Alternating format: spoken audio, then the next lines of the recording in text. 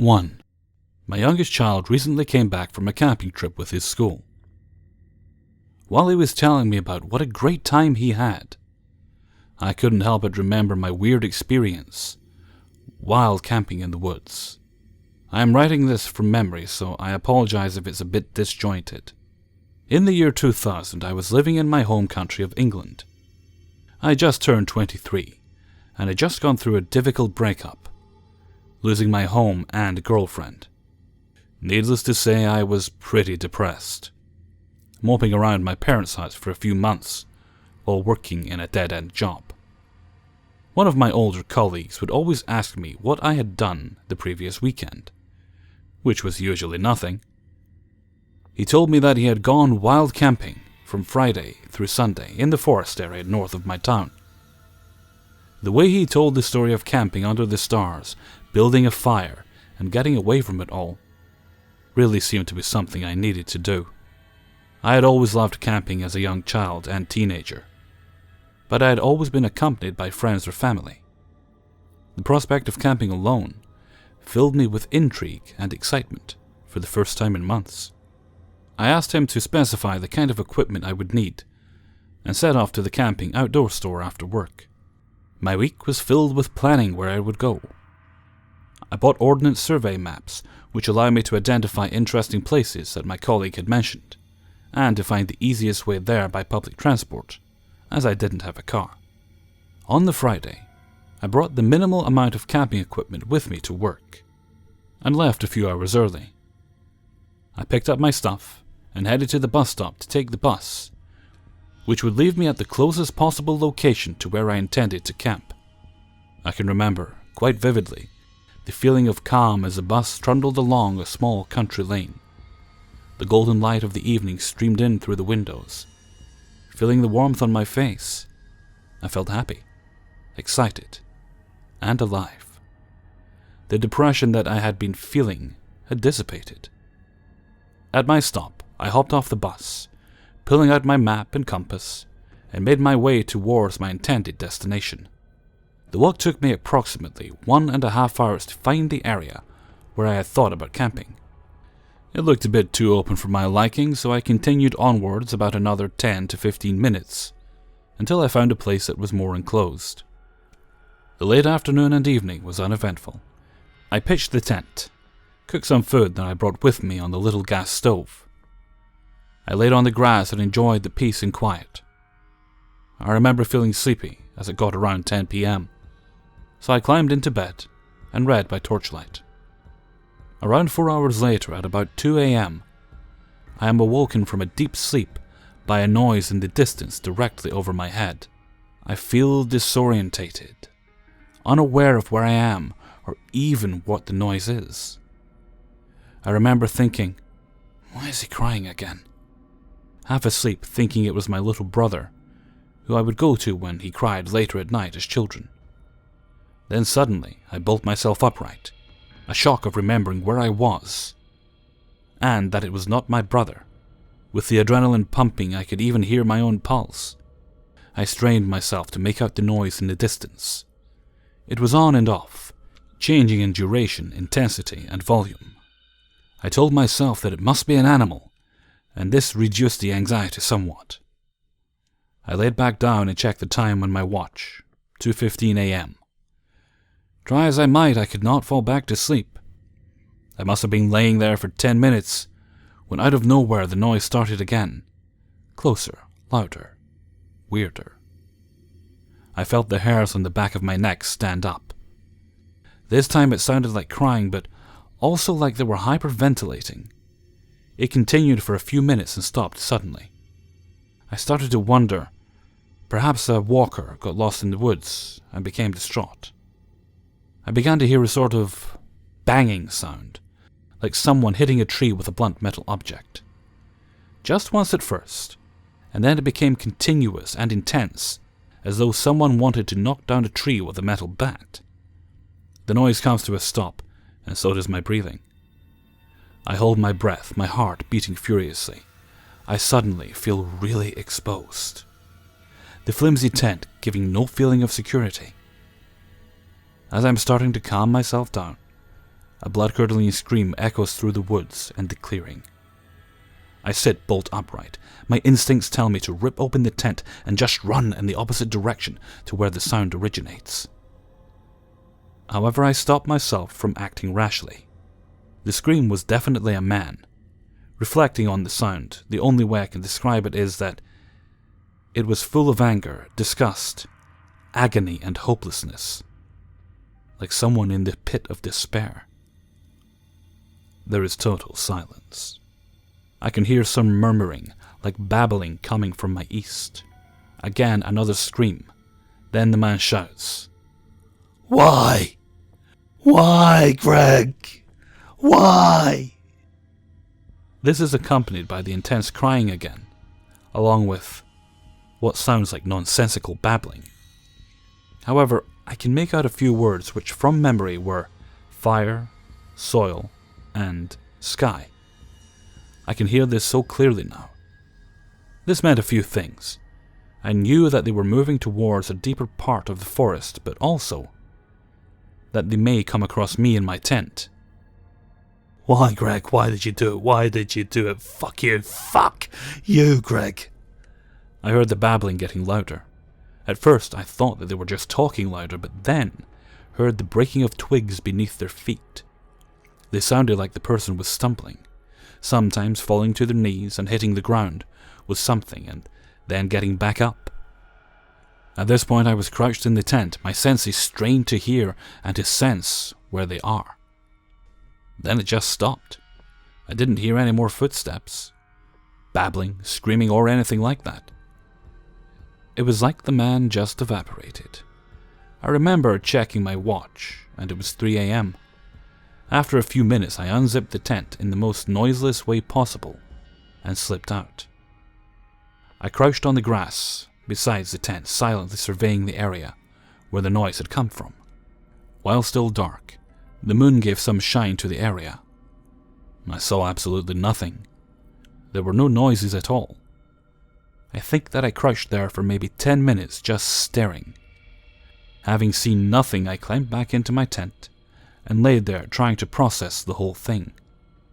The weird thing was that after some time, I remember thinking that it was over. In fact, I felt very peaceful. I must have fallen asleep at some point after this, as the next thing I knew, the sun was up and streaming through the tent. I got up hurriedly, shoving my stuff into the backpacks and getting ready to go home. I started to make my way back to the bus stop. As I left, I looked around for any signs of someone having been there during the night. In my peripheral vision, I noticed what looked to be a black bag on top of a brush of ferns. Despite my experience, my curiosity got the better of me and I went to check. It was not a bag, but an old leather bomber jacket. It was in really bad condition, but I was sure it had not been there as I walked through the day before. I didn't want to touch it, but wanted to see if there was anything inside it. So I picked up a stick and flipped it over. I was shocked to see what looked like a big mallet, which is normally rubber or wood. Instead, this one was made of metal. After seeing that, I just wanted to go. I more or less ran through the woods and back to the bus stop. After reaching my town, I went to the police and informed them. As there was no real crime, they gave me a kind of funny glance and gave me a reference number. It's been so many years since this, but I remember it all so vividly. I cannot imagine why anyone would be walking through a forest that was quite remote at 2 to 3 a.m. The whole thing was so weird that when I told my friends, they just laughed. I don't live in the UK anymore, but Looney from the local woods. Let's not meet again.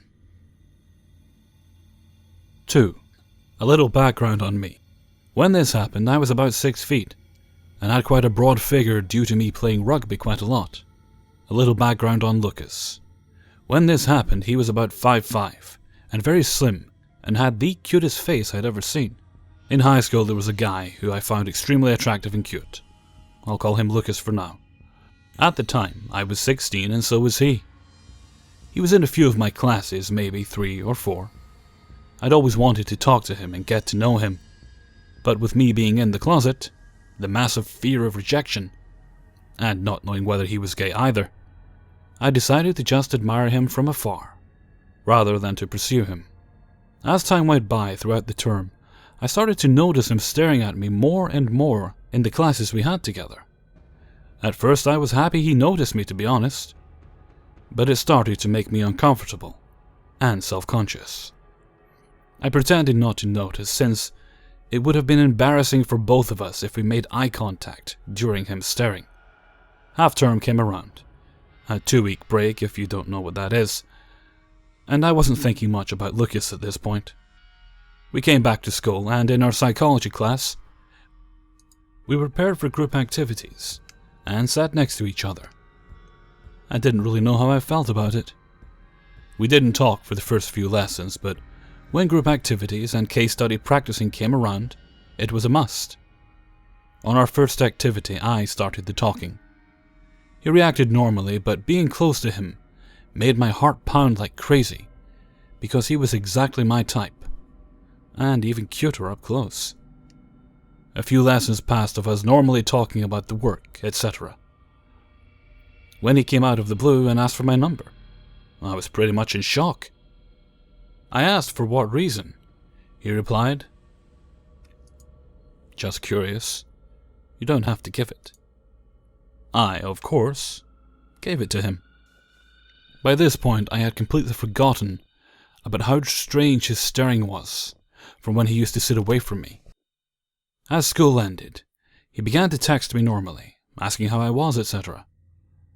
The only thing I found strange was how fast his replies were, even if mine were a few minutes late. Lucas didn't have Facebook or anything on social media, and whenever I saw him around school, he was alone, reading old or tatty books. This began to raise the courage within me to ask if he was gay or not. Considering how interested he was in me, I waited for a good opportunity to ask. After I sent this text, it was about 2 minutes before I got a response. I did notice this because the latest any of his other replies were only by 10 seconds. No exaggeration. His reply was, "Yes. Does that bother you?" I decided to tell him I was too, in the heat of the moment. I was truly happy that he was willing to be open about it with me, and I thought I should do the same. He replied with, "Oh, cool." Smiley face. This is where things took a turn. He began to send 5 or more text messages in a row about where I was, whether I wanted him to go away, etc., if I hadn't replied after maybe 5 minutes or so. But after I reply, he would go back to being sweet and friendly. Half-term had come once again, and I was ready to start hitting parties. One night I left for the party with my phone, but realized the plug to the charger hadn't been inserted, so it was dead. I didn't realize this until during the car ride to the party. I forgot about it, and drank until I became tipsy. The party finished, and I walked home with some good friends for part of the journey, but had to follow a path through a reasonably small woods. I didn't even think of being scared since I've done it a million times before during the night. But less than halfway across the path, I heard someone whispering in a bush right beside where I needed to walk. I truly felt my heart clench. I tried not to react much because I didn't want them to realize I was there. The whispering was repetitive and getting louder. I was contemplating what to do. Do I turn back or try to get past without this guy noticing? I had to make a split-second decision and thought it would have been dumb to walk all this way and turn back over maybe some homeless man, etc. I still attempted to walk by without them hearing me. As I was walking, the whispering stopped. The leaves began to rustle, but slowly, as if something was moving slowly inside the bush. I should have begun to run at that point, but I was frozen in fear of the unknown. I had no idea what was in that bush. It was too clear to me that the thing had noticed me. I remember the overwhelming feeling of hesitation to run, fearing that it would cause it to lunge at me. I waited for about 10 seconds after the rustling, stood there. A black figure arose slowly, wearing a black hoodie with the hood covering the moonlight from reaching its face. It was quite short and slim, so I didn't think I'd have a problem taking it. But it lifted its arm, revealing a kitchen knife covered in red liquid that seemed to be blood. The mere sight of this sent me into panic, and I began to sprint straight home. I looked back and the figure was out in the path, stood so I could see its whole figure. When I reached home, I didn't take a second to breathe and woke my parents up to tell them what happened. My dad called the police whilst I was looking through the blinds in our kitchen, discreetly, to see whether anyone was out there. The next morning we were told nothing was found, but they would look into it. I checked my phone. Since I'd been away from it for a while, I had over 200 messages from Lucas, exclaiming how if he couldn't have me, no one could. He then went on to say how he knew my route home and he'd be waiting to show me how much he was devoted to me. I was freaking out, and I decided to show the messages to my parents, and they gave the information to the police. The first day back at school, he wasn't in. The same happened for the next few weeks. No one really noticed because he didn't have any friends though. I never asked my parents what happened to him since it was a very difficult time. The messages were how they found out I was gay, so I don't talk about it much. After asking the teachers if they knew anything, I noticed they all became clammy when the situation popped up and avoided answering at all costs. I decided not to ask anymore because it seemed to make everyone uncomfortable. And to be honest, I wasn't sure if I wanted to know what happened to him. I'll never know whose blood was on that knife, whether it even was blood. If so, I assume it was his own. I am now 20 and in university. To me now, this is a distant memory. I know this wasn't as bad as some of the stories on here, but to me, it was a truly terrifying part of my life. 3. This happened 4 years ago when I was in grade 8 and my little brother was in grade 4. Back in grade 8, my brother and I would walk to school together every day. This started in, from what I recall, April, and of course involves a fucking white van. Me and my brother were off to school, walking down a relatively busy street, and the last street before the street the school is on. Always cars going up and down, with houses on both sides of the street, and always a lot of kids and their parents walking to the school also. I noticed a white van. Immediately made me skeptical, driving down the road when I turned around to see what the car was driving by. When it drove towards us, it slowed down a little bit, right beside us, then sped off. The same thing happened on the way to school the next 3 days. I started to get kinda pissed at this guy. It is now a Friday before the weekend. Yay!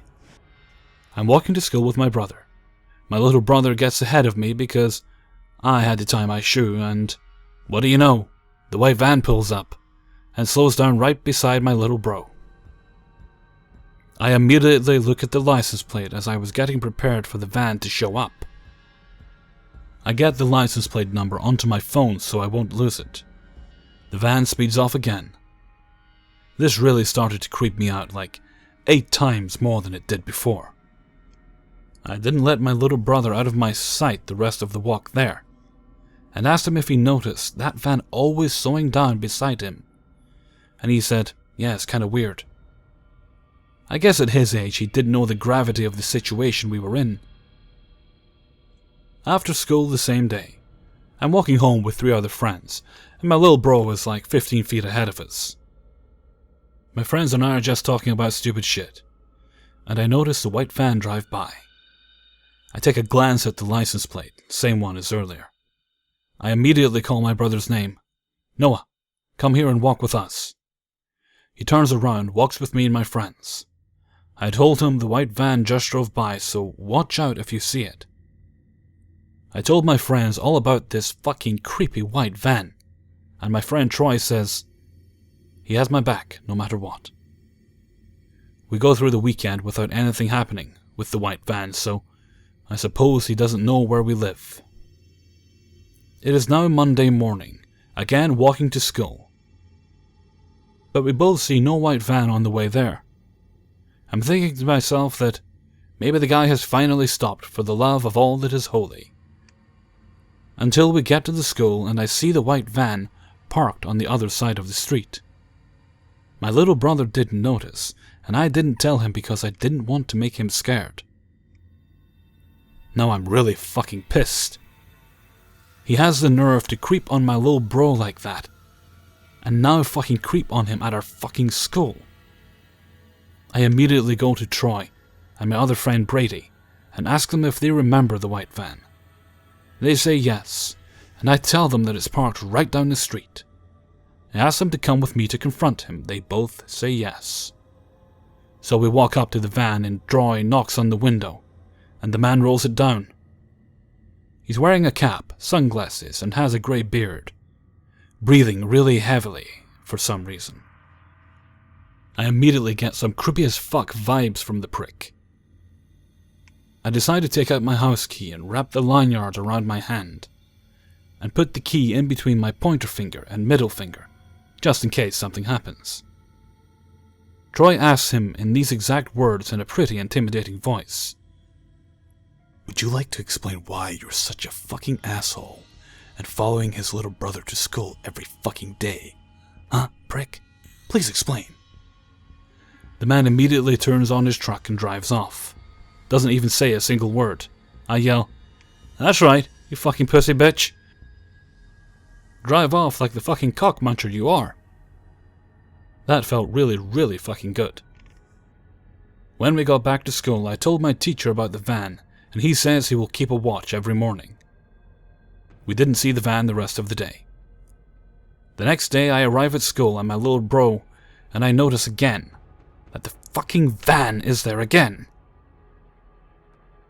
As I walk up to my teacher, he asks me if that is the van I was talking about. I say yes, and the school immediately called the police, and they show up. The school is basically in a court, so there is only one way through vehicle transportation, so there was nowhere for the prick to go. The police confront him, and guess what? We never see the fucking prick again. Thank the Holy Spirit. The police told my mom, and she got extremely mad at me for not telling her, as she told me she would rip his balls off before he even saw her coming. I felt like such an idiot for not calling the police or telling someone else earlier, as it would have taken care of the situation much earlier. But I'm happy that he got taken care of because I didn't know what I would do if my little bro got taken away by some pedophile. And I can't think about what would have happened to him if he had been taken by him. I also have my friends to thank for at least trying to help. Me, Troy, and Brady are still best buds, and we hang out a lot. They'll always be my brothers from other mothers. I hope for his sake that I never see that prick again.